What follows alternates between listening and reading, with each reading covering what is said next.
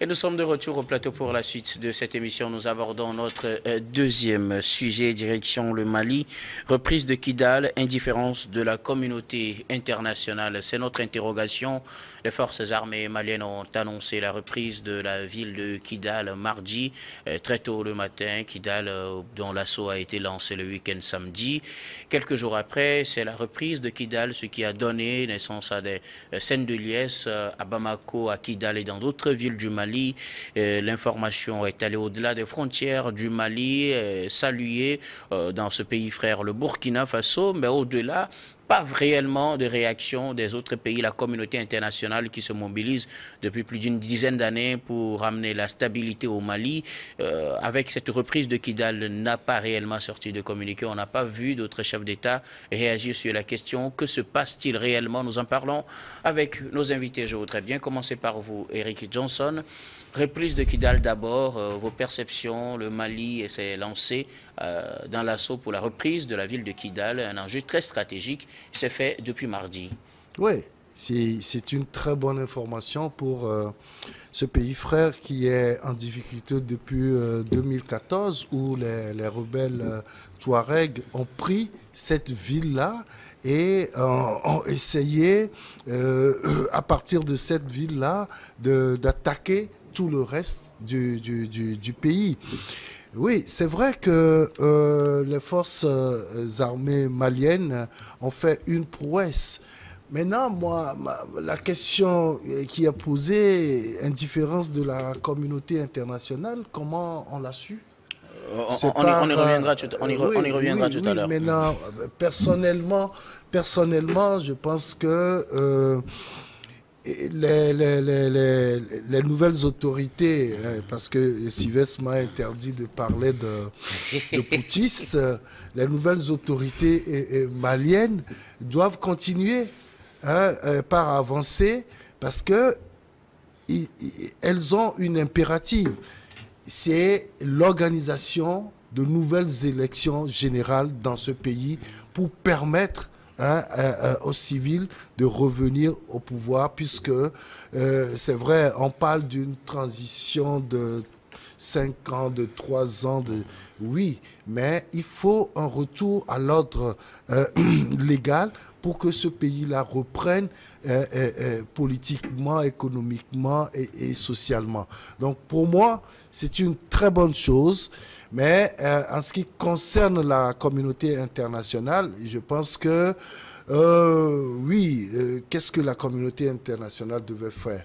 Je n'en sais pas grand-chose. Ok, on reviendra tout à l'heure là-dessus. Dado, reprise de Kidal ce mardi, vos perceptions? Alors déjà, c'est un grand pas franchi par les autorités maliennes quand on sait que pratiquement depuis 2012, avec la crise, cette partie du Mali était inaccessible aux autorités. Depuis 2014 plutôt. Ok, avec la crise et puis après, voilà, 2014. Et que aujourd'hui, et que malgré aussi les appuis je dirais des forces internationales comme la France, Barkhane et tout ça. Et voilà, tout le reste. Et qu'il a été très difficile donc de libérer cette partie du Mali et que maintenant qu'on constate cette libération, je crois quand même c'est un grand pas. Maintenant, je me dis que c'est une victoire à entretenir, c'est-à-dire il faut asseoir les dispositifs pour que cette partie du Mali ne soit plus récupérée par les rebelles et pouvoir aider les communautés à la base à pouvoir, en tout cas, asseoir tout le nécessaire qu'il faut parce que, comme je le disais, l'autorité malienne, à un moment donné, n'avait plus le contrôle de cette zone-là. En tout cas, ça l'a échappé pratiquement une décennie. Et donc, c'est un effort à louer et rester dans la perspective d'avoir une consolidation de l'ancrage administrative là-bas, une présence des autorités en termes d'infrastructure, tout le reste, parce que c'est aussi une question de... l'absence de l'État a été très, très criard là-bas. Donc, ça, il y a tout un travail de fond qu'il faut faire. Et surtout, comme je l'ai dit tout à l'heure, s'assurer que cette partie n'échappe pas. Parce que là, on crie victoire, mais c'est quoi la durée de cette victoire-là? Et c'est en ça que je parle des actions pour la pérennité peut-être de cette... victoire annoncée. De cette reprise-là. Donc, voilà. Maintenant, sur la question de la réaction de la communauté internationale, je me dis, ben, qu'est-ce qu'on voudrait qu'elle dise pour le moment? On y reviendra tout à l'heure. Sylvestre, reprise de Kidal annoncée mardi après quelques jours d'assaut sur la ville. J'aime quand même lorsque vous intervenez avec des thèmes précis, après quelques jours seulement de combat, ce que certains n'ont pu faire pendant 10 ans. Voyez-vous, il y a eu des forces étrangères, il y a eu des forces donc de l'ONU et tout ça. Ils sont restés là pendant 10 ans, au-delà de 10 ans. Ils n'ont pu chasser, ce ne sont pas des rebelles, c'est terroristes, hein, Touareg. Mais finalement, c'est ce que les femmes ont fait en quelques jours. Tu l'as si bien dit. C'est pourquoi je dis que lorsque tu interviens, tu utilises des termes bien précis. Alors, vous savez, il faut saluer quand même le pouvoir donc, de Assimi Goïta, ou du moins les nouvelles autorités maliennes qui depuis sont là. C'est vrai qu'il y a des sanctions économiques et tout, mais les gens ont réussi quand même à se réarmer. Ils ont réussi à avoir des équipements donc, de dernière génération, parce que c'est avec des drones et tout ça qu'on a pu, hein, et surtout les vecteurs aériens, si on peut le dire ainsi, des drones et tout, l'aviation et tout, et aussi avec des hommes, la troupe au niveau donc, du sol qui ont réussi donc, à bouter ce virus-là dehors. Des gens qui... Moi, je croyais que ça allait être un peu difficile parce que, en partant, les éléments donc de la MINUSMA avaient quand même laissé quelques matériels à ces personnes-là. Ils ont laissé quelques matériels que ces terroristes ont récupérés. Donc, je croyais que ils ont pris le camp, je ne sais pas s'ils ont pris ils ont pris le camp de la MINUSMA, d'accord. Oui, normalement, c'était dit qu'avant qu'ils ne partent, ils devaient retrocéder donc la partie aux forces maliennes, ce qu'ils n'ont pas pu faire. Ils l'ont fait pour d'autres localités. Ils ont brûlé certains matériels aussi. Oui, mais pourquoi est-ce qu'ils n'ont pas brûlé tout? Bon, il faut également comprendre qu'avant qu'ils ne partent, il y a aussi quelques soucis entre les FAMA et puis les forces tchadiennes, qui disaient même que s'ils sont des militaires, si les FAMA veulent agir, ils vont riposter et tout ça, vous voyez. Donc je me dis que les gens l'ont fait sciemment, en laissant quelques matériels à ces terroristes-là pour agir. Mais à moins de quelques jours, c'est vite fait. Et vous avez vu donc la liesse, hein, toute cette liesse-là populaire à Kidal. Dommage que certains sont peut-être partis et qui n'ont pas vu ce jour-là, parce qu'ils ont tant entendu ce jour-là. Et vous avez vu, si vous voyez un peu la foule, ça veut dire qu'ils espéraient cela pendant longtemps. On leur avait promis cela. Et puis, lorsque vous écoutez quelques officiels, ils disent que même à un moment donné, les forces étrangères qui étaient là empêchaient même les forces régulières d'aller à Kidal.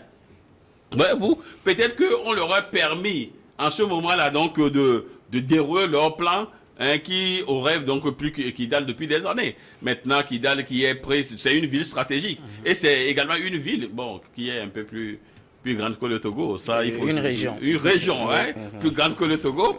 Maintenant, je crois que, tel que Madame Dado l'a dit tout à l'heure, je crois que l'important aujourd'hui, c'est de tout faire donc pour assurer, hein, la sécurité donc dans cette région, pour que, hein, ces terroristes ne reviennent pas plus tard. C'est vrai qu'ils vont revenir plus tard pour tenter de reprendre, mais je sais qu'ils vont raconter garçon, parce qu'aujourd'hui, quoi qu'on dise, l'armée malienne a tellement donc de matériel, tellement donc d'éléments aujourd'hui, des forces spéciales bien entraînées, et qui vont réussir donc à pacifier le pays, et surtout à avoir un pays indivisible, parce que certains ne peuvent pas dire que nous on va implanter la Zawad dans un pays. Il ne peut jamais avoir un État dans un État. Je l'ai souvent répété, que quand ils le veulent, on doit les faire quoi? On doit les mater. Voilà, c'est fait et puis c'est fini. Alors je voudrais qu'on aborde les deuxième aspect rapidement. Je pense ça, parce que cette démonstration-là, à mon avis, elle est très facile.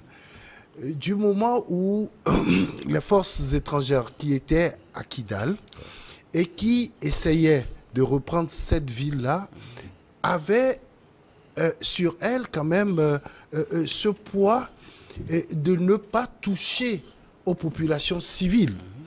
Mais lorsque Et puis il faut différencier les missions des forces aussi. Il y a les forces d'interposition comme les forces onusiennes. Et puis il y a les forces combattantes comme les forces Takuba et autres qui n'avaient pas les mêmes missions. Oui, je suis d'accord, mais je dis, lorsque les forces onusiennes quittaient la ville de Kidal, vous avez vu, ça a été suivi d'un déplacement de la population. Et donc, le terrain était favorable pour que n'importe quelle force puisse attaquer maintenant les rebelles qui ont repris le camp onusien. Ça, c'est tout à fait logique. Aujourd'hui, la ville a été reconquise, on est d'accord, et ça, c'est une très bonne chose.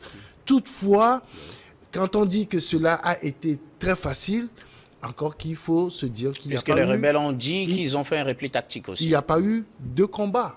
Ça, surtout. Ok, alors je voudrais qu'on aborde le deuxième aspect puisque le temps est contre nous. La communauté internationale, je le disais au début, s'était mobilisée pendant pratiquement une dizaine d'années pour permettre ce retour de l'État malien à Kidal. 10 ans après, c'était un échec selon les autorités maliennes qui ont demandé le retour ou bien le départ des forces de cette communauté internationale, les différentes forces qui étaient au Mali. Et quelques jours après leur départ, l'État malien ou du moins l'armée malienne reprend le contrôle de Kidal.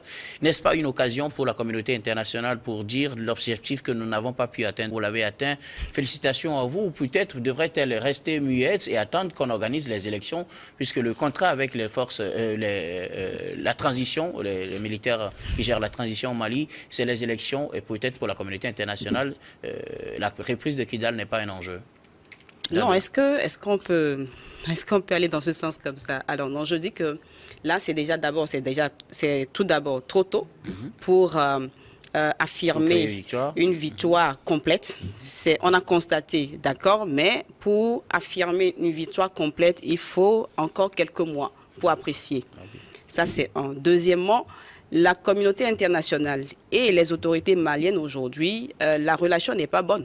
Et donc, je ne vois pas la communauté internationale en train d'ovationner ou de féliciter. On est dans une relation, ou bien on est dans une situation qui fait que, à mon avis, la communauté internationale aujourd'hui ne peut pas féliciter les autorités maliennes pour la reprise de Kidal. D'abord parce que c'est trop tôt. Mais deuxièmement, il y a un souci de quoi la collaboration n'est pas encore bonne en tant que telle. Parce que souvent, tu ne félicites que ton partenaire. Voilà, c'est quoi le partenariat aujourd'hui qui est là pour que la communauté internationale se met. En tout cas, ça serait une bonne chose si c'est confirmé cette victoire, ça serait une bonne chose que tout le monde la félicite. Ça, c'est logique. Mais pour l'instant, c'est trop tôt. Et secondo, le partenariat pour le moment n'est pas au beau fixe. Donc, il faut attendre pour voir ce qui va se passer d'ici là. Maintenant, si le Burkina réagit, c'est normal. Ils sont dans le même schéma, dans le même format. C'est pratiquement le même type de situation qu'ils vivent. Et c'est pratiquement la même catégorie en fait d'acteurs parce qu'ils sont venus avec suite à des coups d'État. Bon, Sylvestre d'abord, oui. Non, qu'est-ce que vous mettez dans la communauté internationale? Le Burkina n'est pas dans la communauté internationale. Oui, mais ici, quand on parle de communauté internationale, je vise la CEDEAO, l'Union africaine, l'ONU, etc. La CEDEAO. Oui, la CEDEAO fait partie de la CEDEAO. Je ne refuse pas. Mais le Burkina, je voulais juste mais le Burkina n'a pas parlé au nom de la CEDEAO. Oui, le Burkina a quand même félicité donc, le Mali. Le Burkina fait partie de ce conglomérat-là de la communauté internationale. Mais vous savez, moi, généralement, quand on parle de communauté internationale, je ne sais pas ce que ça veut dire. Parce que généralement, quand on le dit, on pense à la France, on pense aux États-Unis, et puis bon, voilà quoi. Pas forcément. Dit les pays occidentaux. Qu'est-ce qu'il peut faire? Puisque la France y était. La France a connu un échec sur le terrain pendant des années, pendant 10 ans. Alors, aujourd'hui, tu avais même lâché le mot, tu as parlé d'échec. Vous savez, quelqu'un qui a eu un échec. L'échec, c'est selon les autorités maliennes. Oui, si tu as eu un échec, là où tu as trébuché que l'autre a gagné, généralement, c'est plus difficile pour certains de féliciter son adversaire, son partenaire. Vous voyez, donc, et généralement aussi, lorsque il y a ces genres de situations qui se passent, il y a aussi une honte internationale, comme la communauté internationale. Donc, on n'est pas quand même enclin donc, à féliciter ses partenaires. Mais je crois qu'en tant que gentleman, j'aurais quand même aimé qu'on place quelques mots en félicitant donc, les autorités maliennes. Mais tout compte fait, qu'on les félicite ou non, l'essentiel c'est qu'eux, ils ont eu leur... Il y a un défi, ils ont relevé le défi, le résultat est là aujourd'hui. C'est vrai que c'est la même communauté internationale avait quand même pesé de tout son poids pour les sanctionner économiquement. Mais aujourd'hui, le Mali vit. Je crois que pour l'instant, les Maliens ne quémandent pas dans les autres pays pour à manger. Ils ont même augmenté, je crois, la grille salariale. Vous voyez, or, il y a des pays qui ne sont même pas sous embargo économique, mais qui n'arrivent pas à s'offrir quand même toutes ces choses-là. Donc, je crois que le Mali est quand même dans une bonne dynamique. Ils sont donc dans une bonne dynamique. Aujourd'hui, je crois qu'il faut les laisser dérouler tout leur agenda. Et surtout, il ne faudrait pas qu'on puisse les presser à aller aux élections. Nous reviendrons sur cet aspect après. C'est un élément important parce qu'on dit oui, il faudrait qu'il y ait donc retour à l'ordre constitutionnel, comme si l'ordre constitutionnel en soi pouvait libérer Kidal. Vous voyez? Aujourd'hui, c'est vrai qu'ils ne sont pas légalement installés, mais le débat se pose entre la légalité et la légitimité. C'est vrai qu'ils sont venus par les armes. Ce ne sont pas quand même des présidents élus selon donc, les dispositions constitutionnelles, mais ils ont la légitimité du peuple, puisque le peuple adhère à ce qu'ils font. C'est ce peuple-là que nous avons vu la dernière fois manifester sa joie qu'une fois Kidal est tombé. Donc ils ont la légitimité. Faisons avec cette légitimité et après on verra avec la légalité. Eric, oui. Je pense qu'il ne faut pas perdre de vue que la force de l'amunissement qui était à Kidal était une force tampon qui évitait qu'il y ait des affrontements et que les populations civiles en pâtissent. Aujourd'hui, vous savez, tout ce que les forces armées maliennes font avec leurs partenaires de Wagner, les Russes, et tout ça est considéré comme des violations flagrantes des droits de l'homme et des exactions. Parce que lorsque vous attaquez des rebelles et que vous bombardez des parties de votre pays où c'est des populations civiles qui meurent, ça constitue une violation des droits de l'home. Ce qui se passe aujourd'hui en Israël, même si l'Israël est en droit de se défendre, l'Israël est en train de commettre des exactions en tuant des populations civiles palestiniennes. On peut attaquer des terroristes comment ça s'appelle? Je parle des Palestiniens, Hamas. Oui. Mais on doit tout faire pour préserver la vie des populations civiles. Parce que les gens ne peuvent pas être attaqués, par exemple, dans un hôpital.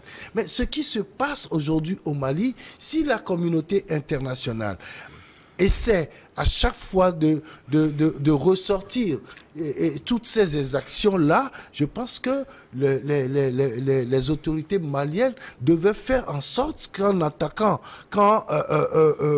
s'attaquant aux rebelles, aux terroristes que nous tous nous combattons, aux djihadistes là, ces autorités doivent forcément faire attention aux populations civiles. Je veux tout simplement dire que la communauté internationale dont on parle aujourd'hui, je ne sais pas quelle devrait être sa réaction vis-à-vis de cette situation-là. Est-ce qu'il y a eu des combats? Selon les informations, les indiscrétions, non, il n'y en a pas eu. Et les rebelles ont dit... il y en a eu au début, mais pas de l'ampleur qu'on imaginait. Pendant ces 3 jours. La force de frappe, même ils sont détalés. Oui, c'est tout à fait normal. Et nous tous, nous sommes d'avis qu'on chasse ces djihadistes-là, ces terroristes-là du territoire malien. Oui. Parce que ce qui se passe là-bas, ça a des répercussions sur nous ici. Oui. Parce que, regardez, le Burkina aujourd'hui, mais tout le pays pratiquement est attaqué de toutes parts par ces djihadistes-là. Et voilà pourquoi le nord du Togo et du Bénin aussi est attaqué. Et je crois que c'est vrai, il y a eu une percée. C'est tout à fait logique que tout le monde applaudisse. Toutefois, il faut voir dans quelle portion, dans quelle proportion tout ça là s'est passé. Alors, un autre aspect que je voudrais qu'on aborde, la reprise de Kidal permettra normalement d'instaurer de la sécurité dans cette région. Et la sécurité est un élément essentiel pour le retour à l'ordre constitutionnel tel que l'ont voulu les nouvelles autorités du Mali qui disent organiser les élections qu'après un retour de l'État malien, une prise de contrôle de façon générale sur toute l'étendue du territoire malien. Est-ce que la reprise de Kidal pourrait donner maintenant espoir à la fin, pour arriver à la fin de la transition qui normalement devait prendre fin en 2024? Alors, la question de la transition est un sujet, en fait, c'est un grand sujet. C'est-à-dire qu'il y a la prise de Kidal ou la reprise, on va le dire comme ça, de Kidal, à mon avis, va pas accélérer, les élections. Pourquoi? Parce que comment on dit ça? J'ai dit tout à l'heure qu'il y a la question de la durée qui va nous situer. D'accord? Okay. Parce qu'à la base, oui, les autorités ont pris le pouvoir parce que l'argument essentiel, c'était les groupes extrémistes, l'insécurité, et donc ils voulaient justement booster ces gens-là dehors, ou les mettre au dehors, les neutraliser, reprendre contrôle du pays et assurer la sécurité. Maintenant, la sécurité, c'est un processus. Ce n'est pas juste parce qu'on a pris Kidal aujourd'hui que automatiquement la sécurité est garantie. Il faut aussi attendre voir de l'autre côté, est-ce qu'ils se replient juste, enfin, ils parlent de repli tactique, ça veut dire qu'en fait, ils vont revenir. Et donc, le challenge ou bien le combat n'est pas fini. Donc, on ne peut pas espérer juste parce qu'on a pris Kidal que demain, il y aura les élections. Je ne pense pas. Okay. Parce que sur leur liste, naturellement, les autorités de la transition n'ont pas que la question de Kidal. Il y a d'autres questions dont même les tests fondamentaux du pays qu'il fallait revoir et tout ça. Mais ça a été fait avec les référendums. Voilà. Donc, je me dis, on va encore attendre un peu pour apprécier, surtout s'assurer de la sécurité totale ou de la prise totale de Kidal. Sinon, ce n'est pas évident que les élections soient annoncées pour les quelques mois qui viennent. Je ne pense pas. Ok. Eric, avec cette reprise de Kidal, peut-on avoir l'espoir que ça donne naissance donc à la reprise totale du Mali? C'est vrai, il y a encore d'autres points, puisque les terroristes ne sont pas seulement dans la ville de Kidal, il y a toute la région à sécuriser, mais est-ce que ça donne l'espoir pour qu'on dise que peut-être à la fin réelle du temps de la transition, on puisse organiser des élections? Si on a pu organiser des élections avec une partie du pays qui est prise par les rebelles, les terroristes là, donc avec une nouvelle portion qui s'y ajoute, on peut toujours organiser des élections. Vous parlez du référendum qui avait été organisé, oui, justement, la situation. Oui, c'est selon les autorités maliennes. Mais je dis une chose, vous savez, le mode opératoire de ces terroristes-là, c'est de s'attaquer aux populations civiles d'abord, de s'infiltrer dans les villes, et après s'attaquer aux forces de sécurité et de défense. Et donc, quand ces rebelles-là disaient qu'ils ont fait un repli tactique, ça veut dire qu'il y a encore du travail devant pour les forces armées maliennes.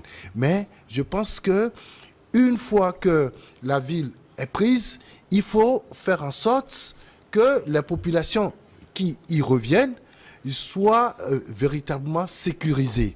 Il faudrait faire en sorte que les rebelles-là ne trouvent plus d'issue pour rentrer encore dans la ville de Kidal.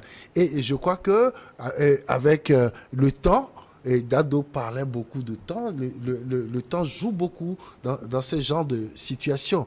Et donc, avec le temps, on peut prendre un peu des portions du territoire. Et après, on parlera d'élections. Les élections en perspective avec cette reprise de Kidal, où il faut attendre encore un peu pour laisser le temps au temps, comme le disent Dado. Vous connaissez ma position sur ce sujet-là. Moi, j'ai dit, tant que le pays n'est pas assez sécurisé, moi, je ne vois pas l'intérêt donc de parler d'élections. Et si on a gagné la guerre face aux terroristes à Kidal, qu'est-ce qui reste alors? Oui, mais non, écoutez, il n'y a pas que Kidal. Il n'y a pas que Kidal. C'est le plus grand point. Si on a pu vaincre le bastion même des terroristes, les bannières sont juste à Kidal. Après Kidal, il y a des terroristes, je parle des terroristes. Oui, les terroristes ne sont pas qu'à Kidal. Oui. Donc il faudrait qu'on prenne le temps pour pacifier le pays, pour sécuriser les pays. Parce que les urnes, les gens iront voter.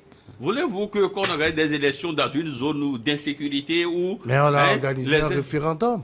Non, écoutez, nous étions dans une situation où ils étaient contraints de faire quand même ce référendum-là. Parce que, et d'ailleurs, votre CEDEAO a pressé organiser aussi... La même CEDEAO peut encore les presser pour la présidentielle, justement, pour les élections de transition. Vous avez vu que la même CEDEAO aujourd'hui n'a plus de crédibilité avec les derniers événements avec le Niger. Les gens ont pris assez donc, de recul vis-à-vis de la CEDEAO. Parce que lorsque vous êtes les premiers responsables de la CEDEAO, que c'est un autre président d'un pays qui dit des choses, et que vous vous appliquez ici, je crois que ça devient un problème. C'est une coïncidence aussi. Hein. Non, écoutez, Macron a toujours dit que je viens d'appeler donc le président de la CEDEAO, ils sont sur le chutier, ils vont faire ci, ils vont faire ça. Et c'est exactement ce que l'a fait la communauté, la CEDEAO. C'est dommage. Donc je crois que c'est pas le sujet. Sinon, vous voulez quand même m'amener sur un autre terrain. L'essentiel aujourd'hui, que maintenant Kidal est tombé, maintenant il y a d'autres poches de résistance. Et les femmes vont faire le reste du bourreau rapidement. Puisque eux-mêmes, ils détalent déjà, parce que vu la force de frappe, les vecteurs aériens, tout, maintenant on parlera donc des supplétifs russes. C'est cela le slogan. Si moi je n'arrive pas à battre mon adversaire, que c'est quelqu'un qui doit m'aider à le faire. Si on arrive à le faire, ben bon, tant mieux. Si tu n'es pas fort, va chercher également tes supplétifs. Et là, tu viens donc me reprendre la victoire. L'essentiel aujourd'hui, le Mali est pacifié. Le Mali est pacifié progressivement. On pacifie le pays. Après, on ira aux élections. Et sur toute l'étendue du territoire national, parce que le Mali est un et indivisible. Merci. Donc il faudrait qu'on aille à ce Pour combien de temps? Merci beaucoup à vous. On verra bien le temps. Non, tant qu'on aura fini le boulot, vous verrez que rapidement, on ira... Combien d'années? En tout cas, on va marquer la pause pour le journal, puis on revient après pour la suite de cette émission.